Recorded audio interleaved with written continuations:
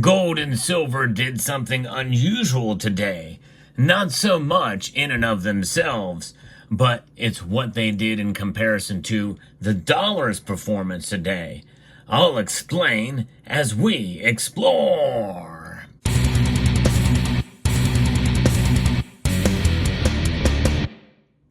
Yes, gold, silver, and the dollar.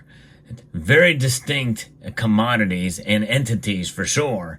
We'll get into that a little bit later, but first let's give a little bit of a market report as to what happened in the world of precious metals today and how that affected the dollar. Right now, moments before the markets close, gold and silver are up, trying to recover some of the losses that we saw yesterday. Gold is up almost 0.7% to $17.30. to bringing gold's price to $2,522.40. Silver rose 0.88%. It was up over 1% earlier in the day. It did get to a high of $29.73, but failed to capture the $30 mark, which is where it was just a few days ago. Silver now rests at $29.44, up 25 cents as of the recording of this video. So what is the big deal about that? Really, there's not much. It's a modest gain, but what kept it from climbing higher was the news that came out today. Bloomberg is reporting about gold's holding on the gains as traders assess the latest U.S. data while awaiting a key inflation gauge that may shed more light on the path of the Federal Reserve's interest rate policy. And we know that is kind of the centerpiece of what is going to make or break the precious metals prices once that meeting occurs and they make a decision on September the 18th. But gross domestic product rose at a 3% annualized rate during the April-June period, which is up from the previous estimate of 2.8%. The economy's main growth engine, personal spending, advanced 2.9%. versus the prior estimate of 2.3%.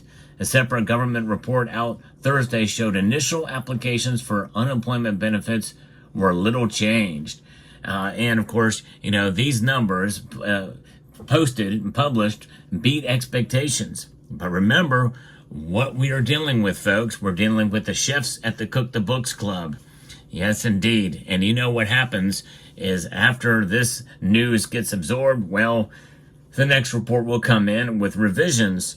Likely those revisions will be downward, much like the employment numbers. Remember, they want to try to make the incumbency look good, to not rock the boat, and to keep the establishment in play. No question about that. Treasury yields and the dollar rose after the print. And that is the other big news. This is the reason why this movement was somewhat strange. Because the dollar, because of that news, had risen to now 101.37. That's up 0.36% here. And that is unusual to see gold and silver rise along with the dollar. But keep in mind, folks, is anytime you see numbers like this, it's not just for a domestic audience, but it's also for a global audience as well. They want the world to know that the dollar is strong. And so when you have information like this, gross domestic product up and personal spending up, well, that's what leads to it. Now let's break some of these numbers down a bit, folks, because there was a point in time where I wanted to believe some of the numbers that are pushed out by our 3 and 4 letter agencies out there. But I am dubious at best, skeptical of some of these numbers these days. And it used to not be that way because these agencies are supposed to be nonpartisan. But let's just assume for a moment that these numbers are true. Think about what's going on here. Why is there so much consumer spending out there? Well, it's because inflation is still with us. That means that goods and services are going to be more expensive a month from now than they were now, and time's gone past. Think about where we were just a couple of years ago. There's more than 20% inflation that has occurred across a many spectrum of the economy. So people are buying things now and hoping to save down the road so they don't have to buy again for quite some time. And I think that's continuing to happen here. I think this is why some of these numbers are beating estimates. And I think that's going to only continue as inflation remains entrenched. People are buying goods and services that they need, especially non-perishables and the like. And it also means that there's less and less buying of these. And by the way, gold and silver are metals that you should only buy with discretionary income. Take care of your family first and take care of the necessities first. Honestly, as much as I like gold and silver and it's a good way to protect yourself against inflation by having these metals, it should only be at your discretion. And they are not absolutely necessary. In fact, you may even benefit more by having extra rolls of toilet paper or other things to protect your family down the road that may actually pay higher dividends than gold and silver, which pay no dividends. They only rise and fall along with the markets, and in the long run, they preserve your purchasing power down the road. But there are important things to do to prep in other ways, and I think we should all be doing that. I know I do it some, I need to do it more, but I think that's a valuable lesson for precious metal stackers to understand and consider. Get more toothpaste, get more toilet paper, get more non-perishable goods and food that you can store for quite a long time. Extra water, that type of thing. So important. Now, moving ahead with this market report, Treasury yields and the dollar rose, and that gave up advances made earlier in the day before rebounding. So in other words, as I mentioned before, silver did get up to almost $30 an ounce. It was about a quarter below that. But what happened? Well, this advance sort of stopped after these numbers came out, because gold also had risen up even higher. It was at high of 25.29. Investors are eyeing the Fed's preferred inflation gauge, which is due Friday. The numbers are expected to show the core personal consumption expenditures price index is now a smidgen above the bank's 2% goal. So there it is. So that's just the PCE. That's not CPI. The CPI is going to be really the number that's going to really count here. But nonetheless, if they can get that to where it is under that measure, it may be that may be really good news, at least according to the chefs out there and to the markets. We'll absorb that as good news. But we know there's more behind those numbers and what they tell us too. Gold's gains this year have been supported by expectations that the U.S. Central Bank is poised to lower borrowing costs, which typically aids bullion as it doesn't pay interest. Strong over-the-counter demand and geopolitical tensions in the Middle East and Ukraine also help this advance.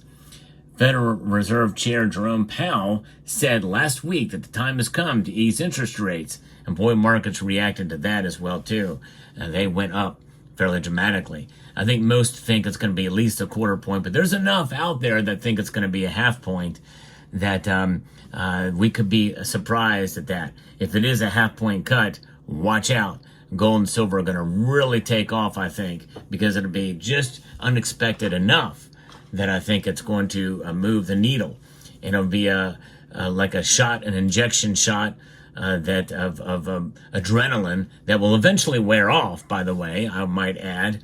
Once the markets absorb that, then gold and silver will normalize. But I think you will see a shooting up of the price.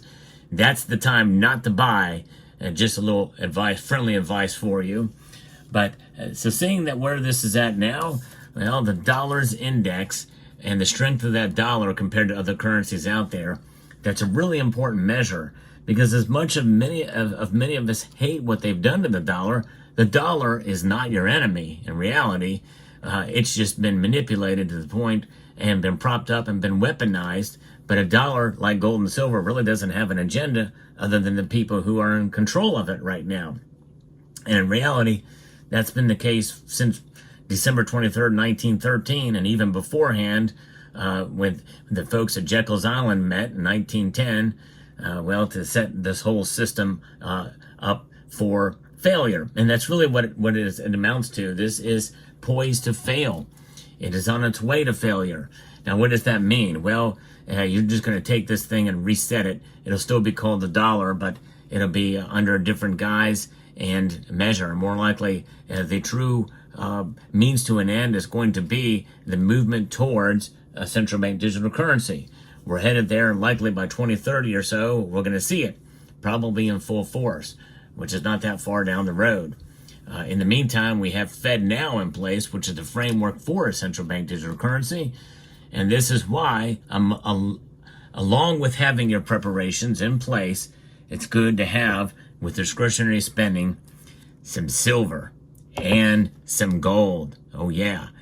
Because these have proven to be money for thousands of years. And that has not changed and will not change no matter what governments do or institutions do. Because they are essentially timeless when it's all said and done. And I enjoy that about gold and silver. So there you have it. So there's your market report for today. I hope you found this video informative, insightful, and encouraging. And I'd like to extend a multitude of gratitude to each and every one of you for taking the time to watch. And I want to encourage you to please rate, share, comment, and subscribe.